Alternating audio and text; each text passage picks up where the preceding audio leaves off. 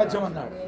అంటే ఈ శరీర విషయం కాకుండా, ఈ లోక విషయం కాకుండా, ఏమి తినాలో, ఏమి తాగాలో, ఏమి ధరించాలో అన్నటువంటి వాటి మీద కాకుండా తన సొంత ఆత్మ విషయమై దేవుని యొక్క వాక్యం వినిపించబడుతున్నప్పుడు ఎవరైతే పశ్చాత్తాపపడి విరిగి నలిగిన హృదయముతో, ప్రభువా నేను పాపిని, ఆ పాపం వల్ల నీ సహవాసాన్ని నష్టమైపోయాను, ఆ పాపం వల్ల నీ కుమారుడు అన్నటువంటి పదవిని, కుమార్తెను అన్నటువంటి పదవిని నష్టమైపోయాను ప్రభువా, ఇప్పుడు నేను నా పాపం విషయమై నేను ఒప్పుకుంటున్నాను, లోకం విషయమై నుండి నన్ను విడిపించు, ఈ మరణము నుండి నన్ను విడిపించు, ఈ శరీరం యొక్క ఆ మనస్తత్వం నుండి, ఈ శరీరం యొక్క స్వభావం నుండి నన్ను విడిపించు ప్రభు అని ఎవరైతే తన ఆత్మ రక్షించుకోవడం కొరకు, తన ఆత్మ జీవం పొందడం కొరకు, ఆత్మ సమాధానం కొరకు ప్రభు పాదాల దగ్గర చేరుతున్నారు, అట్టి వారికే సమాధానం, అట్టి వారికే సంతోషం.